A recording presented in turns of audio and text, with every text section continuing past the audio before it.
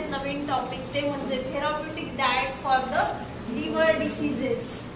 In yesterday's lecture, what we have learned, the therapeutic diseases for the therapeutic diet for the cardiac patient and therapeutic diet for the diabetic patient. आणि आज आपल्याला काय बघायचं आहे?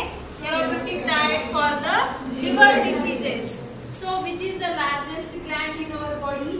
Liver. It is the largest gland in our body. And what is the largest organ in our body? Skin. Very good. Skin. आणि largest Gland कोणती आहे तर लिव्हर. मग लिव्हरला कोणते कोणते आजार होतात? लिव्हर सिरोसिस असेल, फॅटी लिव्हर असेल, असे काही आजार होत असतात लिव्हरला. ठीक आहे. मग आपल्याला बघायचं आहे की लिव्हरच्या डिसीज मध्ये कोणते असे फूड आहेत जे खायचे नाहीयेत आणि कोणते असे आहेत जे खायचे आहेत. म्हणजे रिस्ट्रिक्टेड फूड किंवा अवॉइडेड फूड आणि रिकमेंडेड फूड. ठीक आहे.